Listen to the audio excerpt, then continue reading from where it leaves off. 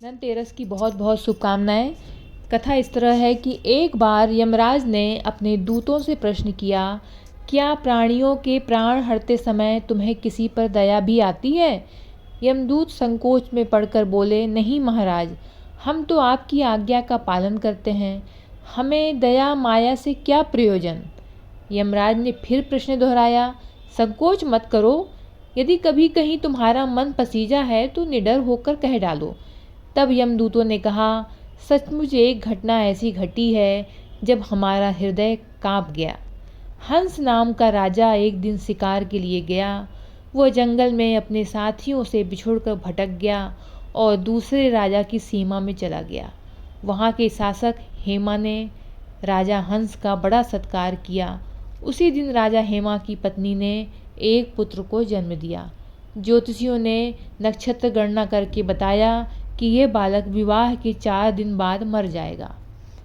राजा हंस के आदेश से उस बालक को यमुना के तट पर एक गुहा में ब्रह्मचारी के रूप में रखा गया। उस तक स्त्रियों की छाया भी नहीं पहुंचने दी। किंतु विधि का विधान तो अडिग होता है।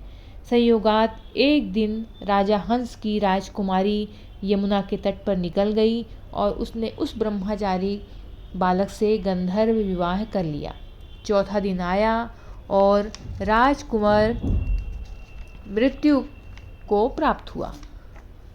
उस नव परिणीता का करुण विलाप सुनकर हमारा हृदय कांप गया। ऐसी सुंदर जोड़ी हमने कभी नहीं देखी थी। वे कामदेव तथा रति से कम नहीं थे। उस युवक को कालग्रस्त करते समय हमारे आंसू भी थम ना पाए थे। यमराज ने द्रवित होकर कहा, क्या किया जाए? विधि के विधान की मर्यादा हेतु हमें ऐसा अप्रिय कार्य करना पड़ा।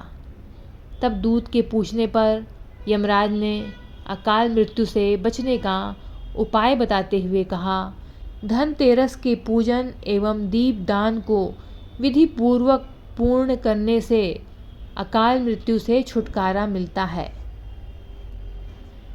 जहाँ तहाँ जिस जिस घर में यह पूजन होता है वहाँ अकाल मृत्यु का भय पास नहीं फटकता। इसी घटना से धनतेरस के दिन धन्वंतरी पूजन सहित दीपदान की प्रथा का प्रचलन हुआ। साथ ही यमराज देवता के निमित्त चौमुखा दीपक भी इसीलिए जलाया जाता है। मुख्य दरवाजे पर दक्षिण दिशा की तरफ मुँह करके यमराज देवता से प्रार्थना करें।